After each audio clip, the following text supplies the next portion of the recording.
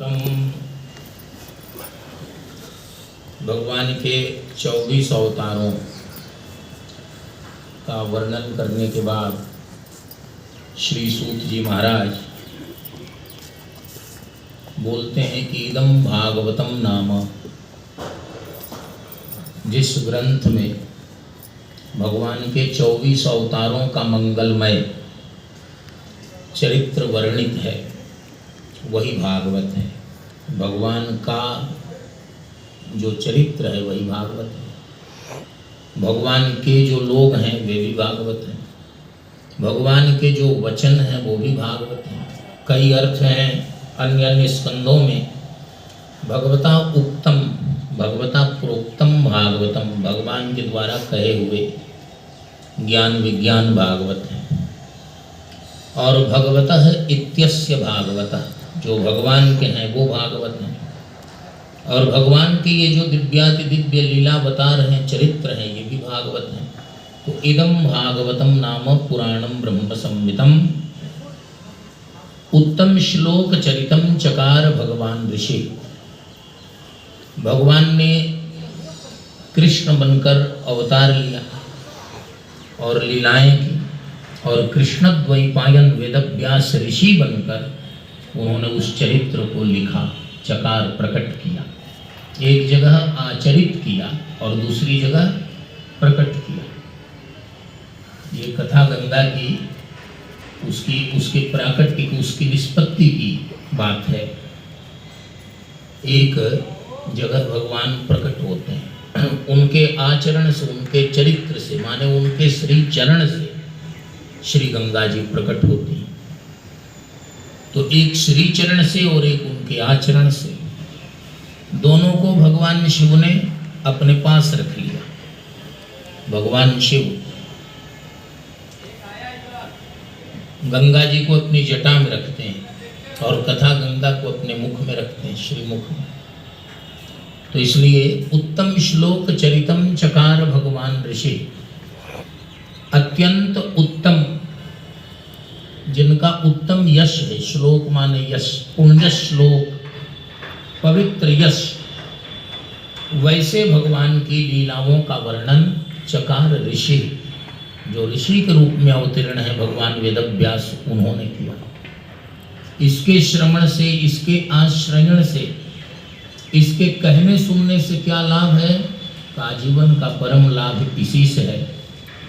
निःश्रेयसाय लोकस्य धन्यम स्वस्त्ययनम महत्। वैशेषिक दर्शन का जो सूत्र है, यतो अभ्युदय निःश्रेयस सिद्धि सधर्म। धर्म का जो पूरा पूरा परिचय है वह भागवत इत्यादि शास्त्रों के अवगाहन से, इनके आश्रयण से, इनके अवलंबन से संपन्न हो जाता है। इसलिए निःश्रेयसाय लोकस्य धन्यम स्वस्त्ययनम महत्। इस संसार का संपूर्ण निःश्रेयस, धन्यता और सबसे बड़ा स्वस्त्ययन, परम कल्याण इससे संपन्न होता है। और इस शास्त्र को तदिदं ग्राह्यामास सुतमात्मवतां वरम, आत्मवतां अध्यात्मवतां वरम श्रेष्ठम सुतम शुकम ग्राह्यामास। भगवान श्री सुखदेव को उन्होंने प्रदान किया सुतमात्मवतां वरम। अध्यात्म विद्या के जो निष्णात हैं उन भगवान श्री सुखदेव को प्रदान किया। इसमें क्या है? सर्व वेद इतिहासानाम, तुरंत कथा पर आ जाता। ये परिचय पूरा करके, भागवत में तो सब है ना। तो तदिदं ग्राह्यामास सर्व वेद इतिहासानाम सारम सारम समुद्धृतम। सर्वेषां वेदानाम इतिहासानाम पुराणानाम सारम सर्वस्वं सम्यक् प्रकारेण उद्धृतम। सभी वेदों का, पुराणों का, शास्त्रों का, इतिहासों का जो सार तत्व है वह सम्यक प्रकार से, ठीक ठीक ढंग से इसमें उद्धृत है, समुद्धृतम। और इस सार तत्व को श्री सुखदेव जी महाराज, जो अध्यात्म विद्या के परम जानकार हैं, और भगवान श्री वेदव्यास ने जिनको यह प्रदान किया, उन्होंने तदिदम इसको उन्होंने परीक्षित जी को सुनाया। सतुसं श्रावयामास महाराजं परीक्षितम। परीक्षित जी राजा हैं। बड़ा आश्चर्य हुआ ऋषियों को। अपने यहाँ तो कोई राजा बनने की दौड़ में हो तो वो भी कथा सत्संग भजन में नहीं रह सकता। अनुष्ठान इत्यादि होते हैं, संकल्प देने लेने भर वो लोग आ सकते हैं, नहीं तो सब काम लखनऊ दिल्ली से ही हो जाता है। चुनाव यहाँ हो रहे थे तो मैं काशी में ही था कथा में, तो एक पक्ष का अनुष्ठान विश्वनाथ जी में हो रहा था और एक का संकट मोचन जी में। लोगों ने मुझसे पूछा कि कौन जीतेगा। हमने कहा कि विश्वनाथ जी और संकट मोचन जी को एक दूसरे के सामने खड़ा कर दिया गया है, दोनों जीतेंगे, क्या होगा, कौन हारेगा। तो इसलिए जो राजा बनने की दौड़ में है वो भी कथा नहीं सुनते। मोक्ष के साधन के लिए उनके मन में कोई रुचि नहीं होती।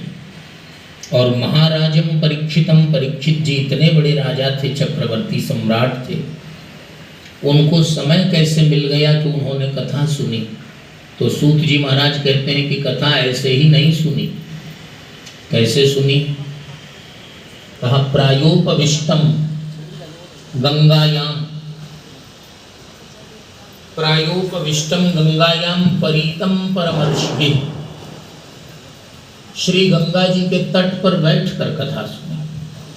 हम लोग तो स्वाभाविक रूप से गंगा जी के तट पर बैठे हैं, वो भी काशी में। परीक्षित जी कुछ दूर चल कर गए गंगा तट पर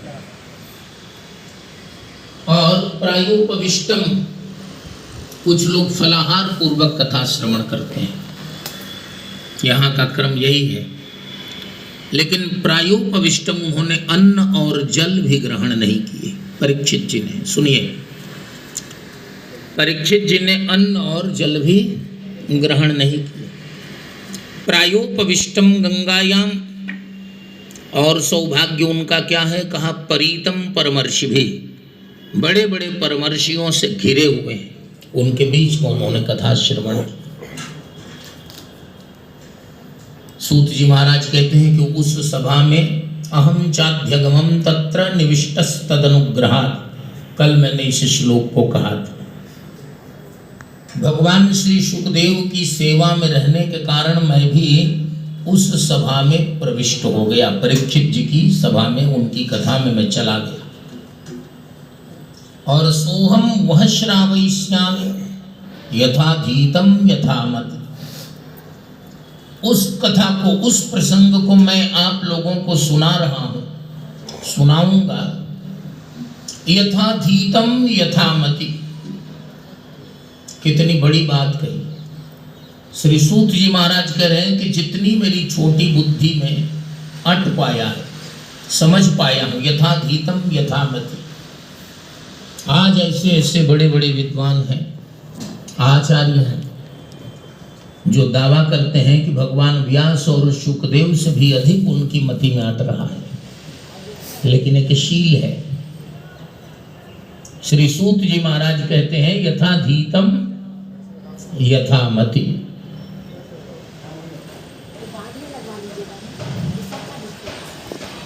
यथाधीतम यथामति।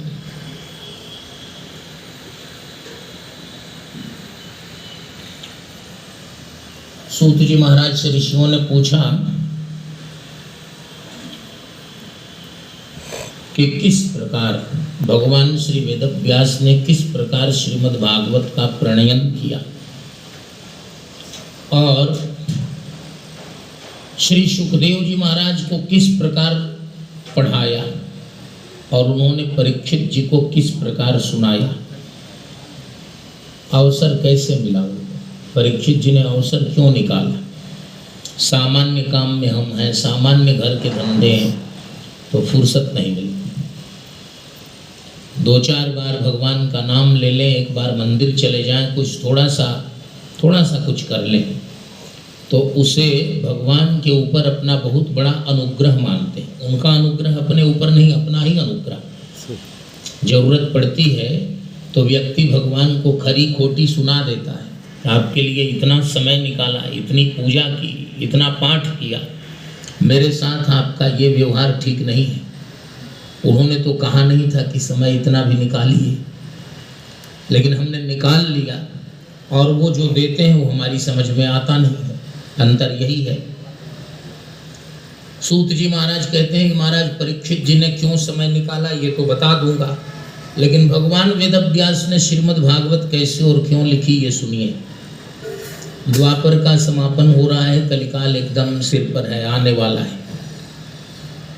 भगवान वेदव्यास ने देखा कि कलिकाल के मनुष्यों की मेधा कम हो जाएगी, संपूर्ण वैदिक वांग्मय को वे धारण नहीं कर पाएंगे, ना ही संपूर्ण वैदिक आचार विचार में वे निष्ठ हो पाएंगे। ऐसी स्थिति में उनके उद्धार के लिए वेदों का सार सर्वस्व निकालना चाहिए।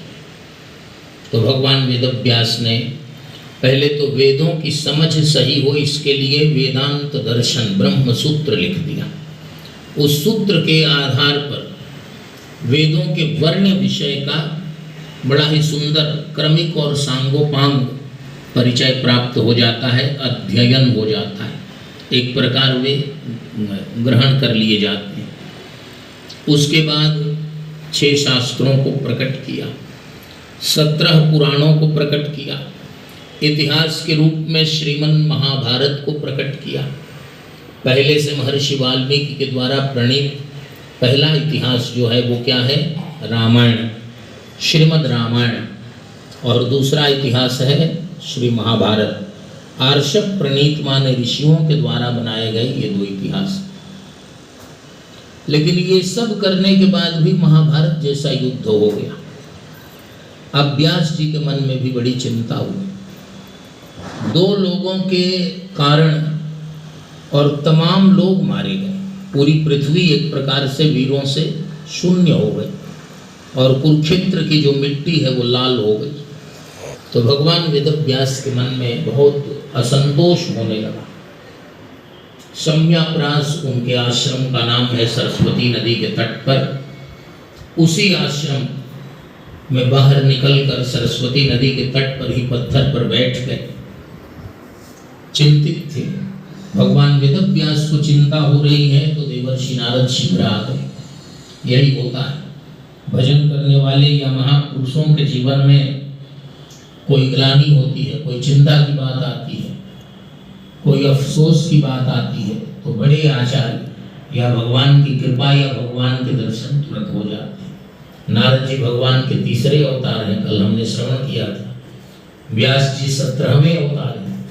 भगवान वेदव्यास को जब चिंता होने लगी तो नारद जी तुरंत आ, भगवान के दर्शन होते ही रहते हैं।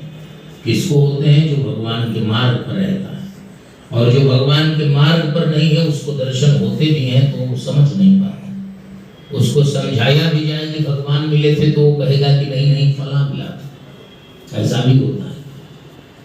तो नारद जी का पूजन किया, आतिथ्य किया भगवान वेदव्यास ने। देवर्षि नारद जी से पूछा कि भगवान मेरे मन में बड़ा असंतोष हो रहा है। देवर्षि नारद जी ने समझाया कि आपने जिस प्रकार पुरुषार्थ चतुष्टय का वर्णन किया, अर्थ धर्म काम और मोक्ष को साधने की विधि बतलाई संसार के लोगों को विभिन्न शास्त्रों के द्वारा, यदि उतनी तत्परता से उतनी तन्मयता से आपने संसार बनाने वाले परमात्मा के लीला चरित्रों का गान किया होता, जितना ध्यान आपको लोगों को मोक्ष दिलाने की ओर लगा था, उससे थोड़ा कम ध्यान भी यदि भगवान के चरणार बिंदों के गुणगान के लिए लगा होता तो जीवन में कभी अशांति नहीं आती। सुख और शांति साधन से नहीं आते। किससे आते हैं? भजन से आते हैं। यही शास्त्रों का सुविचारित मत है और इसमें कहीं कोई नमूनचा नहीं है। आज की तारीख में तो और ये बात डंके की चोट पर सत्यापित हो रही है। जो नई पीढ़ी है, IITian और बड़े बड़े, उस प्रकार की पढ़ाई और माँ बाप के इकलौते बेटे, और वो छोड़ छोड़ कर भजन के मार्ग पर आ रहे हैं। ऐसा भी है, बहुत बड़ी संख्या उनकी है, छोटी नहीं है। एक विचित्र संक्रमण का दौर चलने लगा है। तो भगवान वेदव्यास को देवर्षि नारद जी ने बता दिया कि संसार में चाहे राजा हो, रंक हो, फकीर हो, गृहस्थ हो, शांति तभी मिलेगी जब भगवान के श्री चरणों का भजन करे, स्मरण करे। और इस क्रम में देवर्षि नारद जी ने अपने पूर्व जन्मों की कथा बताई। नारद जी एक जन्म में गंधर्व हैं। गंधर्व के बहुत ऊंची स्थिति है, देवता हैं। देवताओं के अत्यंत सन्निकट गंधर्व होते हैं, उन्हें उप देवता कहा जाता है। सिद्ध, किन्नर, गंधर्व, विद्याधर, यक्ष, ये सब जो हैं उप देवता हैं। और गंधर्व से एक बार ब्रह्मा जी की सभा में गड़बड़ी कुछ हो गई। हो ही जाती है, जब हम उच्च पद प्रतिष्ठा पर रहते हैं तो कोई न कोई भूल, कोई न कोई गड़बड़ी हो ही जाएगी। तो वहां से गिरा दिए गए।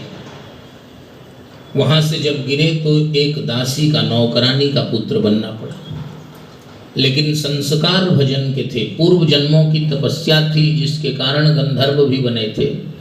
और गंधर्व शरीर में भी इन्होंने भजन किया था, चाहे जितनी मात्रा में की हो। उसका परिणाम ये हुआ कि जिस माता के ये पुत्र बने वो एक ब्राह्मण के घर में काम करती थी। वो भी सामान्य ब्राह्मण नहीं, वैदिक ब्राह्मण। दासियां, माँ मेरी जो थी वो दासी थी, नारद जी कह रहे हैं। और कस्या चितवय वेदवादिना ब्रह्मवादिना, किसी वेदवादी ब्राह्मण की, अहम पुरातीत भवे भवम मुने दास्यास्तु कस्याश्चन वेदवादिनाम। वेदवादिनाम, वैदिक विद्वान ब्राह्मण के घर में मेरी माँ दासी का काम, नौकरानी का काम कर रही थी। निरूपितो बालक एव योगिनाम शुश्रूषणे प्राप्त विविक्षताम। और बचपन में ही उस ब्राह्मण के घर में सेवा करने से मुझे दो सौभाग्य मिला। एक तो भगवान की सेवा पूजा देखने का, उसमें सहभाग करने का, उसमें पुष्प तुलसी दल इत्यादि देने का, हाथ बटाने का। और दूसरा निरूपितो बालक एव योगिनाम, चातुर्मास व्रत करने वहाँ बड़े बड़े महात्मा लोग आए, योगी लोग आए, उनकी सेवा करने का, उनके दर्शन का, उनकी शुश्रूषा का परिणाम यह हुआ कि उन महात्माओं की कृपा हो गई और उन महात्माओं ने मुझे आशीर्वाद दिया। कहा जाओ हम अपने योग बल से देख रहे हैं तुम्हारा भविष्य बड़ा उज्जवल है, आने वाले समय में तुम महापुरुष बनोगे, ऐसा कह दिया। भगवान के अत्यंत प्रिय पात्र बनोगे। नमो भगवते तुभ्यं वासुदेवाय धीमहि प्रद्युम्नाय निरुद्धाय नमः संकर्षणाय च। इस मंत्र को वासुदेव गायत्री कहते हैं भागवत जी में। नारद जी कहते हैं कि इसी मंत्र का मुझे जप करना है। मैं जप करने लगा। संतों ने कहा कि अभी संन्यास मत लेना, जब तक तुम्हारी माँ का शरीर है तब तक उनकी सेवा करना, और जब उनका शरीर पूरा हो जाए तो संन्यास लेना। एक दिन संध्या के समय में एक काले सर्प ने, मेरी माँ गाय से दूध निकाल रही थी, उसी समय उनके शरीर को छू दिया। बस नारद जी कहते हैं कि मुझे काले सर्प पर कोई क्रोध नहीं आया, क्योंकि उसका कोई दोष नहीं था। ये प्रारब्ध है, ये काल है, जाने आने के ये बहाने हैं। माँ की आयु पूरी हो गई तो काल रूपी काला सर्प आ गया और उसने शरीर को छू दिया। अब मैं क्रोध करके रो कर कुछ कर नहीं सकता, इसलिए मैंने माँ की जो और्ध्वदैहिक कृत्य ये सब हैं वो संपन्न किया और उसके बाद मैं जंगल में आ गया। जंगल में आने के बाद मैंने तपस्या शुरू की। संतों ने जिस प्रकार बतलाया था, जंगल में आने के बाद मैंने एक सरोवर में स्नान किया, जलपान किया, पानी पी लिया और उसके बाद एक वृक्ष के नीचे बैठकर नमो भगवते तस्मै तुभ्यं वासुदेवाय धीमहि प्रद्युम्नाय निरुद्धाय नमः संकर्षणाय च, इस मंत्र का मैं पाठ करने लगा।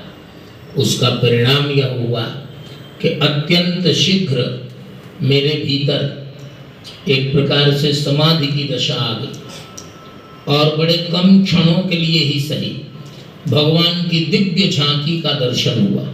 बहुत दिव्य झांकी हृदय में दिखाई दी। इतना आनंद आया कि मैं बेचैन हो गया। भगवान की वह झांकी बहुत देर तक टिकी नहीं। कभी कभी ऐसी स्थितियां आती हैं बहुत शीघ्र अंतर ध्यान हो जाती है, अंतर्हित हो जाती है, तिरोहित हो जाती है। नारद जी कहते हैं कि भगवान की जिस झांकी का मैंने हृदय में दर्शन कर लिया वह इतनी मनोहर थी, वह इतनी मधुर थी, मूर्ति मधुर मनोहर देखी, भयउ विदेह विदेह विशेखी, इतनी सुंदर थी कि मैं आकुल व्याकुल हो गया कि दोबारा इसी झांकी को देखूं।